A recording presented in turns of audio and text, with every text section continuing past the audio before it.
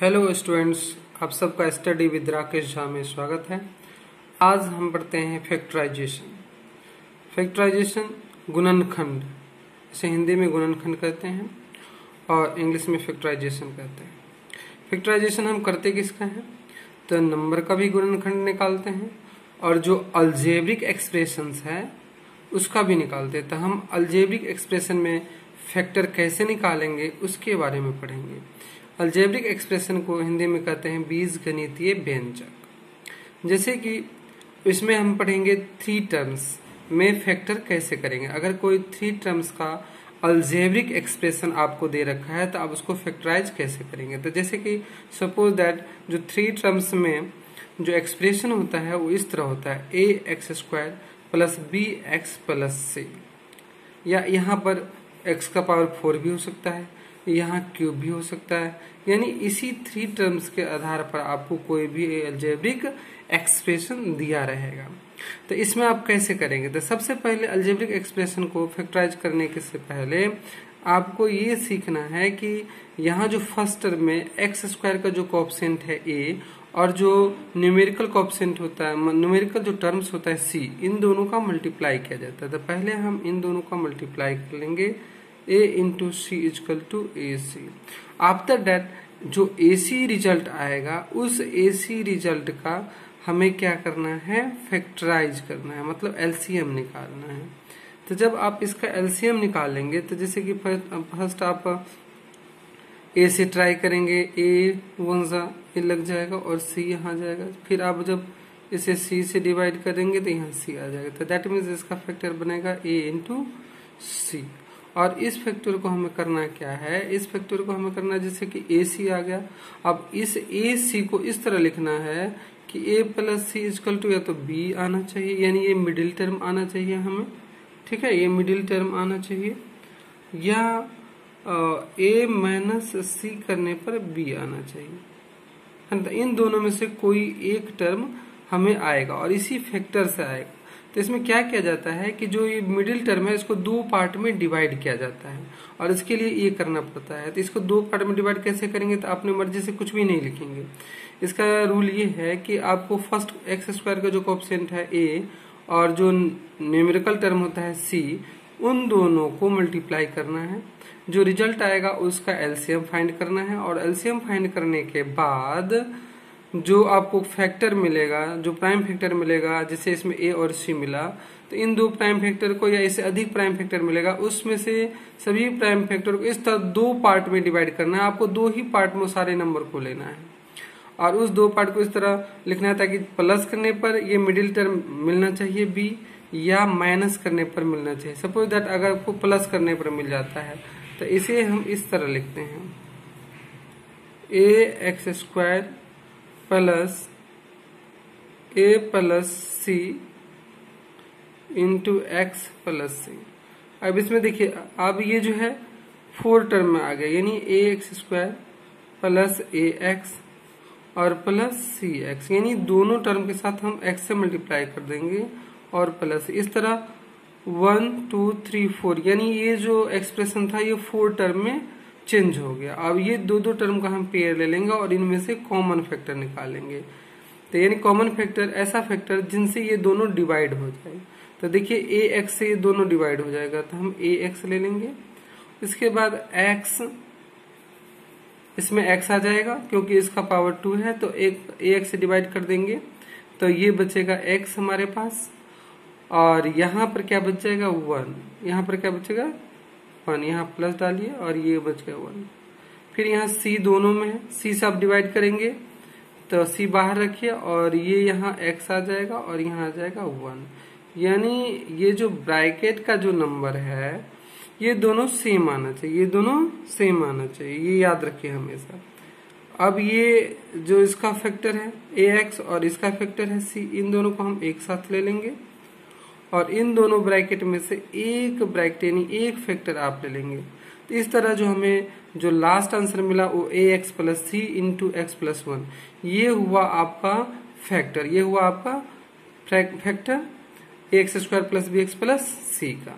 तो इस तरह आप किसी भी 3 टर्म्स का फैक्टर निकाल सकते हैं। तो इस तरह हम कुछ क्वेश्चन आपको बताने जा रहे हैं इसी के बेस पर, और इससे आप सीखकर कोई भी एक्सप्रेशन का गुणनखंड निकाल सकते हैं। चलिए मैं एक क्वेश्चन लेता हूं।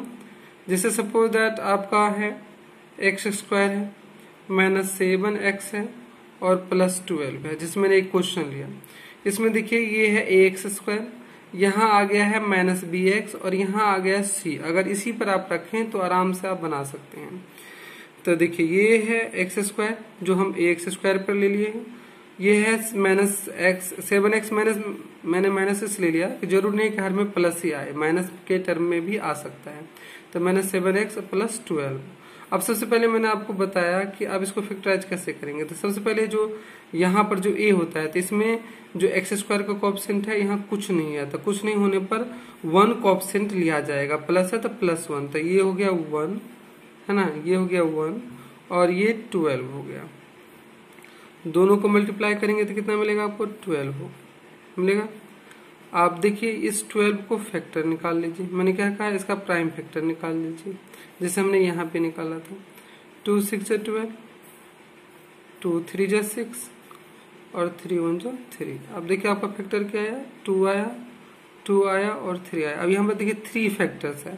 अब इस फैक्टर को आप इस तरह 2 पार्ट में डिवाइड करना है ताकि प्लस या माइनस करने पर ये -7x आना चाहिए।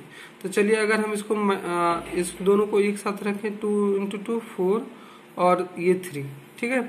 अब इन दोनों को हम अगर +4 + 3 रख लें तो क्या होगा, +7 हो जाएगा। लेकिन आपको लाना क्या है, -7।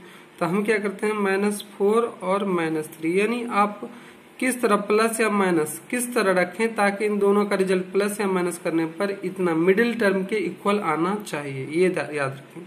तो ये -4 -3 क्या आ जाएगा, -7। तो दैट मीन्स हमें इस -7 को 2 पार्ट में क्या लिखना है, -4 और -3 में लिखना है ताकि ये 4 टर्म में बदल जाए और आपको आसानी से इस तरह फैक्टर मिल जाएगा। तो चलिए हम इसमें करते हैं x² -4x -3x और यहाँ हो जाएगा +12। याद रखिए जो भी फैक्टर आप बनाएंगे, यहाँ जो वेरिएबल है जैसे x है y है z है कुछ भी है, वो दोनों के साथ आएंगे, ठीक है। अब ये 2 पार्ट में हो गया, इनको और इनको एक साथ रखें, इनको एक साथ रखें, ठीक है। अब यहाँ देखिए इसमें कॉमन फैक्टर क्या है आपका, तो इसमें कॉमन फैक्टर है, यानी ऐसा कौन सा टर्म लेंगे जिनसे ये दोनों डिवाइड हो जाएगा। तो x² को आप डिवाइड करेंगे x से, तो ये कैंसिल होकर क्या बनेगा, x बनेगा। यहाँ क्योंकि इसका पावर 1 है तो 1 इसमें से माइनस हो जाएगा तो 1 बचेगा, यानी x बचेगा। और -4x को भी डिवाइड करेंगे x से, तो ये कैंसिल होकर क्या बचेगा, -4 बचेगा। दैट मीन्स ये दोनों में प्रेजेंट है x, तो x से डिवाइड कर दीजिए। और कोई न्यूमेरिकल तो है नहीं जो नंबर से आप डिवाइड करेंगे, तो सीधे x ले लीजिए। x से डिवाइड करने पर यहाँ x आएगा और यहाँ 4 आएगा। यहाँ देखिए क्या किससे डिवाइड होगा, -3 से। -3 से इसको डिवाइड करेंगे तो कैंसिल होकर x आएगा और -3 से इसको डिवाइड करेंगे तो -4 आएगा। ध्यान रखिए अगर यहाँ माइनस है और यहाँ साइन प्लस है तो प्लस को और माइनस को जब डिवाइड करेंगे तो प्लस का साइन माइनस में बदल जाएगा, माइनस को माइनस से डिवाइड करेंगे तो प्लस में बदल जाएगा। याद रखिए, तो माइनस को हम प्लस से डिवाइड करें तो प्लस किस में चेंज हो जाएगा, plus will be change in minus. तो -3 कॉमन ले लिए और यहाँ बचेगा x, और जब माइनस से डिवाइड करेंगे तो प्लस माइनस में चेंज हो जाएगा और 3 4 जा 12 है ना। याद रखिए मैं यहाँ साइन दे देता हूँ, minus divided by plus equal to minus, या प्लस यहाँ भी रहेगा तो डिवाइडेड बाय अगर माइनस करेंगे तो भी माइनस ही आएगा, ठीक है। लेकिन आप माइनस को माइनस से डिवाइड करेंगे तो प्लस आएगा, याद रखिए। और प्लस को प्लस से डिवाइड करेंगे प्लस से डिवाइड करेंगे तो भी प्लस आएगा। ये मल्टीप्लाई में भी ऐसा रहता है, अगर मल्टीप्लाई लिख दे तो माइनस मल्टीप्लाई प्लस माइनस ही होगा, प्लस मल्टीप्लाई माइनस तो भी माइनस ही होगा। यानी अपोजिट साइन है तो माइनस रिजल्ट आएगा, सेम साइन है तो प्लस रिजल्ट आएगा, याद रखिए। अब हमें करना है क्या है, जो x है इसका फैक्टर और इनके फैक्टर को एक साथ रखना है। x - 3 एक साथ रख लेंगे और इन दोनों में से एक फैक्टर ले लेंगे, ठीक है। इस तरह x - 3 × x - 4 जो है x² - 7x + 12 का फैक्टर हुआ, समझ गए। इस तरह फैक्टराइज करते हैं। तो तो that means x minus 3 into x minus 4 is the factor of x square minus 7x plus 12। समझ गए। चलिए मैं एक और बताता हूँ आपको, ठीक है। दूसरा क्वेश्चन, एक और क्वेश्चन आपको लेता हूँ। चलिए इसमें हम जो है पावर को अलग करके लेते हैं ताकि आपको समझ में आए। जैसे कि x to the power 4 minus 3x square और माइनस 10। देखिए यहाँ पावर भले ही अलग हो जाए, इससे कोई भी फर्क नहीं पड़ता है, सेम प्रोसेस सेम होगा। जैसे मैंने अभी बताया आपको, प्रोसेस सेम होगा। यानी इसका जो कोएफिशिएंट है क्या है, 1 है, तो 1 लीजिए। यानी x टू द पावर 4 ये जो वेरिएबल है, इनके साथ जो न्यूमेरिकल पार्ट है वो आपको लेना है। तो इसमें कुछ नहीं होने पर 1, अगर कुछ है 2 3 4 तो वो ले लीजिए। और यहाँ जो टर्म है न्यूमेरिकल टर्म उसको लीजिए। तो यहाँ माइनस 10 है, तो यहाँ क्या है 10 इंटू 1 यानी 10 माइनस 10। तो हमें इस साइन को इग्नोर करना है, जो 10 है उसको लेना है और इसे फैक्टर निकालना है, प्राइम फैक्टर। तो 2 5 जा 10 और 5 1 जा 5, यानी आपने देखा 2 और 5 आया। अगर हम इसे मल्टीप्लाई करते दोनों को माइनस में रखें, इसको एक को माइनस में रखें और प्लस, तो ये क्या आ जाएगा माइनस 10 आ जाएगा। जिस तरह माइनस 10 बन जाएगा, है ना। लेकिन हमें ये देखना है कि ये जो 2 और 5 हमें मिला है इसको किस तरह रखें ताकि रिजल्ट हमें मिलना चाहिए -3, जैसे इसमें भी हमने रखा था। तो जो भी प्राइम फैक्टर आता है उसके प्राइम फैक्टर का जो हमें डिजिट प्राप्त होता है, जो नंबर प्राप्त होता है, उसको इस तरह प्लस या माइनस करना है ताकि हमें मिडिल टर्म मिल जाए। तो हमें लाना क्या है -3। तो अगर हम 2 को प्लस में रखें या सपोज दैट -5 रखें और +2 रखें तो क्या आएगा -3। यानी एक को प्लस में रखेंगे और एक को माइनस में रखेंगे तो माइनस हो जाएगा। लेकिन हमें साइन भी माइनस लाना है, इसलिए जो ग्रेटर नंबर है उसका साइन माइनस में रखेंगे, क्योंकि प्लस माइनस करने पर हमेशा साइन ग्रेटर नंबर का ही आएगा। तो -5 चूंकि ग्रेटर है ना, यानी 5 ग्रेटर नंबर था इसलिए मैंने माइनस लगा दिया। तो -5 + 2 = -3।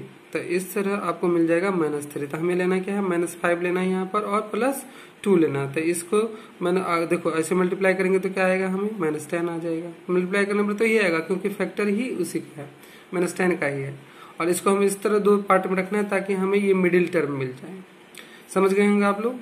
तो चलिए आगे चलते हैं। x4 -5, और मैंने पहले भी बताया था आपको जो इसमें वेरिएबल है वो दोनों के साथ मल्टीप्लाई कीजिए, तो ये हो जाएगा और +2x² हो जाएगा और -10 हो जाएगा। ठीक है, अब चलिए आगे चलते हैं। अब इसमें देखिए हमें दोनों का कॉमन लेना है, 2 पेयर लगाना है। और इसमें देखिए x² इसमें भी है और x² इसमें भी, इससे डिवाइड हो जाएगा। तो x² से बाहर रखे, यानी इसमें किस फैक्टर से आप डिवाइड कर देंगे तो पूरी तरह डिवाइड हो जाएगा। तो इसमें आपने किससे डिवाइड किया, x² से। यहाँ देखिए इसके पावर 4 है तो 2 ऑलरेडी माइनस हो जाएगा, डिवाइड करने पर पावर माइनस हो जाता है सेम टर्म होने पर। तो ये x² बच जाएगा और इसमें से x² हट जाएगा तो यहाँ बचेगा -5। उसी तरह यहाँ प्लस लीजिए, यहाँ जो साइन है वही कॉमन लेंगे, प्लस से इसको डिवाइड करेंगे। तो सबसे पहले बात है कि यहाँ किससे डिवाइड होगा, 2 से। x² तो दोनों में है ही नहीं तो वो नहीं अलग होगा। और 2 से 2 1 2 2 5 10, तो यानी जिस नंबर से डिवाइड होगा वो ले लेंगे। अब इसमें तो 2 से डिवाइड हो रहा है, यहाँ बच जाएगा x, और प्लस से माइनस को डिवाइड करेंगे तो माइनस ही हो जाएगा और यहाँ आएगा 5। हो गया। अब देखिए ये हो गया x² + 2, ठीक है, और इन दोनों में से एक ले लेंगे तो -5। इस तरह आपका आ गया factor x to the power 4 -3x² - 10 = x² + 2 × x² - 5। तो इस तरह आप किसी का भी फैक्टर निकाल सकते हैं। चलिए एक क्वेश्चन और मैं आपको बता देता हूं ताकि और अच्छे से समझ में आ जाए आपको। 3rd, ठीक है। चलिए अगर मान लीजिए इसमें भी कोएफिशिएंट नहीं है, यहाँ भी कोएफिशिएंट नहीं है, तो आप कैसे करेंगे। अगर ये इस तरह नंबर आ जाए, यहाँ भी कोएफिशिएंट नहीं है, यहाँ भी नहीं है, तो आप सोचेंगे फिर आप कैसे किया जाए। तो कोएफिशिएंट नहीं रहने पर उसे +1 या -1 अगर प्लस में साइन है तो +1 आ जाएगा, माइनस में साइन है तो -1 आ जाएगा।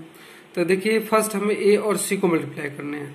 तो यहाँ कोएफिशिएंट क्या है 1 और यहाँ कोएफिशिएंट क्या है, जो न्यूमेरिकल टर्म है वो है 42।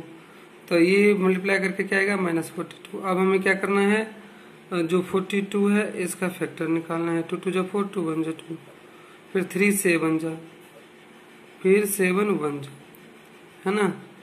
अब इसका फैक्टर क्या हो जाएगा, 2 इंटू 3 इंटू 7। अब इसको मल्टीप्लाई करेंगे तो क्या होगा, 42 ही आएगा। तो अब इनको हमें इस तरह दो नंबर में रखना है ताकि यहाँ हमें -1 लाना है, -1।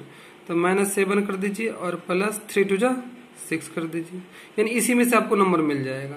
तो इन दोनों को एक साथ रखेंगे तो 6 हो जाएगा, और 7 में 6 माइनस करेंगे तो 1 आ जाएगा। अब हमें माइनस लाना है, इसलिए हमें जो इसमें बड़ा नंबर है उसमें माइनस लगा दीजिए। एक को माइनस में रखिए, एक को प्लस में रखिए, तो ऑलरेडी माइनस होगा, और जो बड़ा नंबर है उसका साइन आएगा, यानी -1 आ जाएगा।